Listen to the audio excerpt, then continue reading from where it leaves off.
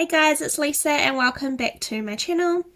Today's video is hopefully going to be a quick one, and it is also for those of you who are new to the plant world. So I just want to do a quick little video on my top products that I would recommend owning as a plant beginner, and I'm talking just got into it plant beginner, just as an idea of what things I recommend having as you just start your plant journey. So yeah, let's just get started. Okay, so the first thing that I recommend for a newbie to the plant world is one of these. It is called a moisture meter. You can get different brands, but they generally all look similar. Sometimes they're square, sometimes they're oval. So you can see on it that it has a moist, pH, and a light. I've never used the pH and I don't know how accurate the light one is, so I always keep it on moist, and that's what I use it for. So if you can see on this dial, I don't know if it's going to focus, there are three little sections. There's dry, moist, and wet. So obviously this little dial moves and it can tell you whether your soil is dry, moist, or wet. So yeah, it's very handy if you're new to the plant world and you are wanting to figure out, how much water to give your plants and you're not really sure yet. I no longer use one of these. I kind of just know by touch and feel. But when you are first starting, this is super handy, and I definitely used this when I first got into the plant world. I also got my mum one because she kept overwatering plants and they kept dying. So yeah, it's super handy. You just chuck it into your soil and it will tell you, what your soil is like. So obviously if it's in the dry category, then you're going to want to water it. And if it's in the wet, then you're not going to be wanting to water it. And there's also a moist category, which could be helpful if you're one of those people who likes to keep the calathea moist. I don't, I let mine dry out, but if you were wanting to keep them in the moist category, then obviously you want it to be in moist. But you don't want any of your plants to be staying in the wet category for long periods of time, which having a well-draining soil is also going to help you out with. So yeah, these are super handy. Just a few quick tips. One is, do not just leave it in your pot. If you think you could just leave it in your pot and then you can always see, what it's doing, I recommend not doing that because these rust. My mum did that and hers was completely busted. It was so rusted. So yeah, only pop it in your pot when you are wanting to check your watering levels. And the other tip for using these is that you want to be putting it in multiple spots and at different levels in your pot. You don't want to just put it in one spot and then go, cool, it says it's dry, better give it a water, because it might be dry in that particular spot, but that doesn't mean it is in the other areas. So when I'm using one of these, I will pop it into multiple points in my pot, see what the overall level of wetness of my soil is, and also at different levels, so what it's like at the top, the middle, and the bottom, for example, because it might be nice and dry at the top, but then the middle might be soaking wet. So yeah, these are super handy, and definitely recommend getting hold of one of these if you're just getting into plants. Eventually you'll kind of figure out, how much water your plants are needing, but when you're first getting into it, then this is super helpful. It also says on the back to make sure that you always clean the tip after use, so that will just be to help it from not going rusty as well. The second product that I recommend purchasing or owning when you're first getting into plants is these little things. So you can get different sizes, different materials, but basically just having little name tags. So I don't use these because I just know what all my plants are called.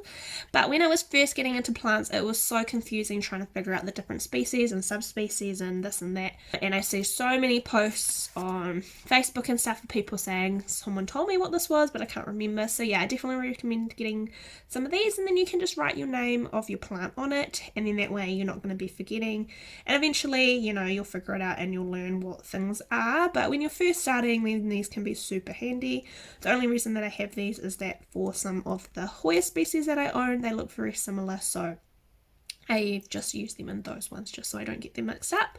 But yeah, you can use it for all of your plants, so that way you're going to be able to remember what your plant that you just bought is, and it will help you to remember them in the long term too, because you're going to be seeing these all the time, and that will help you to learn the names of your plants. So yeah, I definitely recommend those.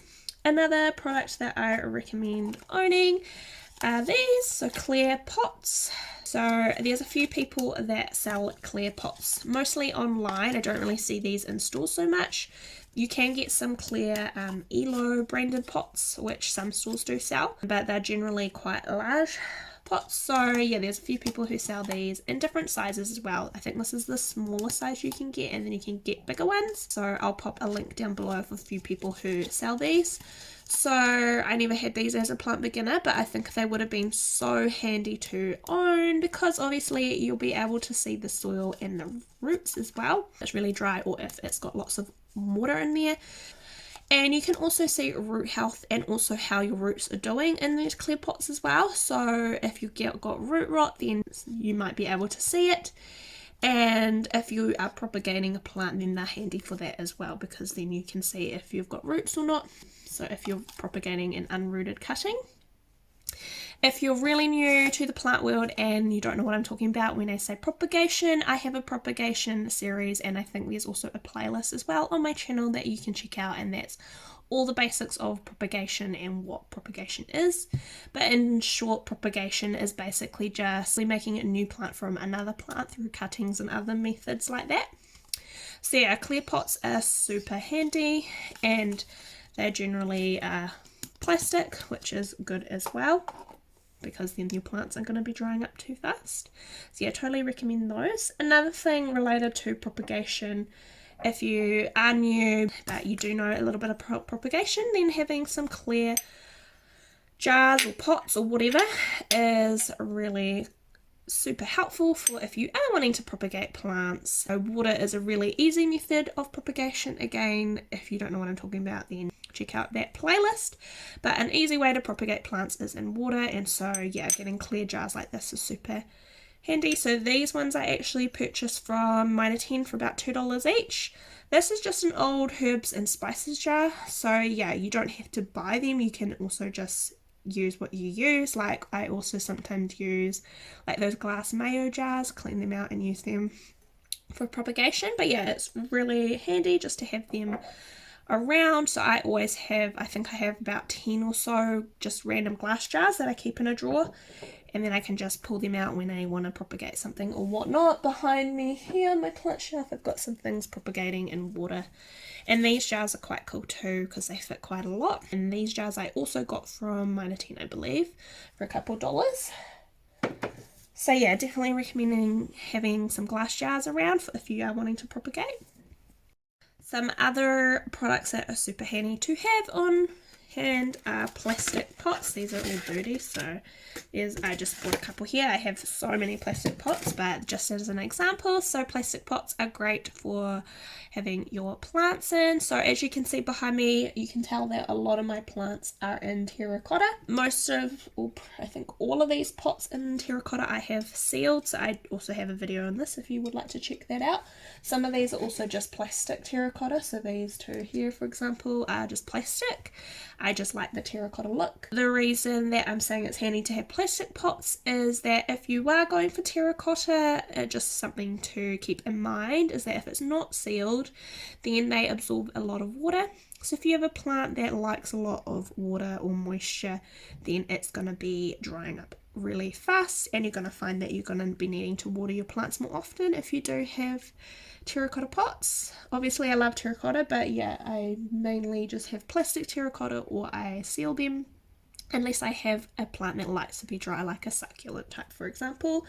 So yeah, that is why I'm saying plastic pots are something that you want to have always on hand, because the majority of plants you're gonna want to keep in your plastic pot just so that they're not drying up too fast. Although I will say that in wintertime I do find unsealed terracotta really helpful to help prevent me from overwatering my plants, but in summertime I do find that because it's so hot and sunny, plastic is definitely a lot easier, because then I'm not having to water my plants as often and I'm not having them dry out too much either. So yeah, plastic pots is always something handy to have on hand if you aren't able to get any clear pots. So the next thing is one of these. This is called a hygrometer. One's playing up a little bit, but this is kind of, you can get different brands, different styles, like all different types, but this is just an example. This one was off of Trade Me. As you can see, my I did have this in my fish tank, and I think some water got into it and it's made it go funny. But these are super handy because they tell you not only your temperature of like your room, but also humidity. So you can see there is 86% humidity in my house at the moment, and I do not have any humidifiers running, so just an idea of how humid it actually can get in here.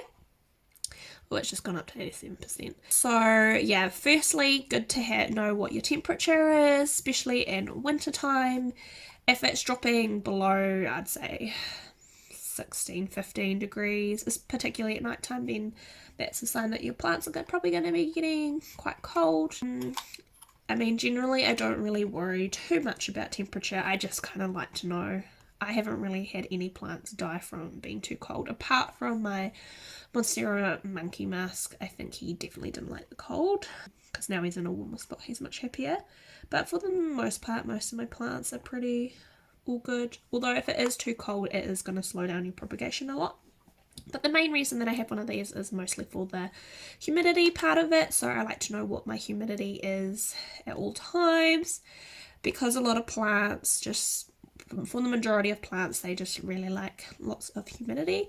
So on average, you would want your kind of house humidity to be around 50 to 60%. If you have humidity loving plants like Calathea, then most of them are probably going to want like 80% or more.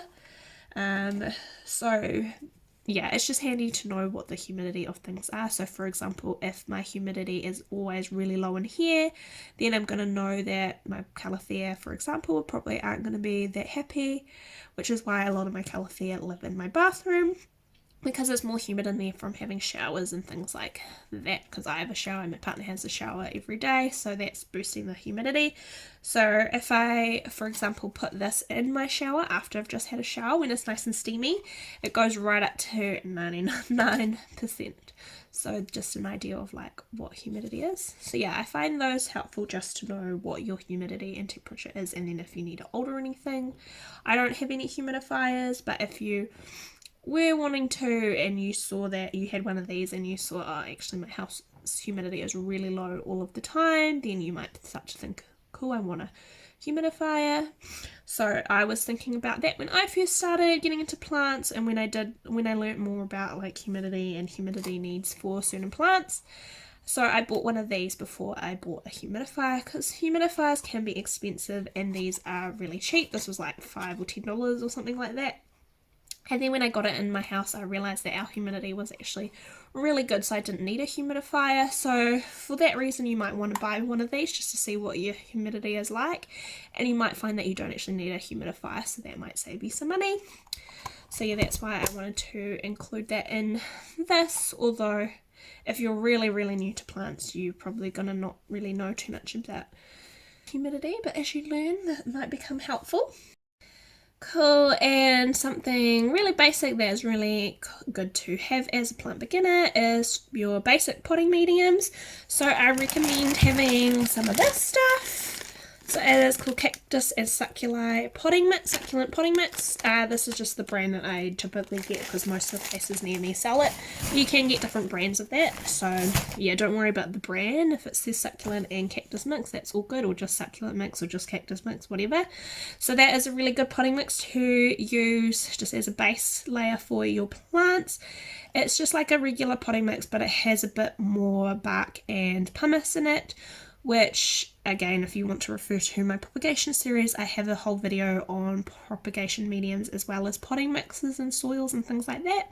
And basically what I say in that video is that you want a soil that is nice and well draining, which means that it holds some water and moisture, but not too much, so that you're less likely to get root rot. So I find succulent and cactus mix really good for that because it's quite a well draining soil mix. So it's very handy to have in your, if you're wanting to know what you should start with when potting plants. I definitely recommend that.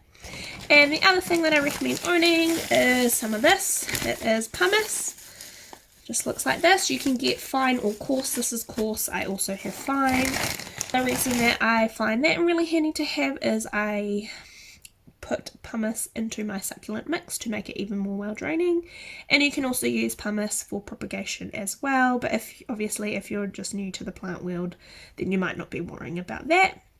But it is super handy to just have pumice. I always have pumice and succulent mix in my little cupboard of potting mixes and stuff, so I always have some there so that if I need to repot a plant, I've got some available and handy.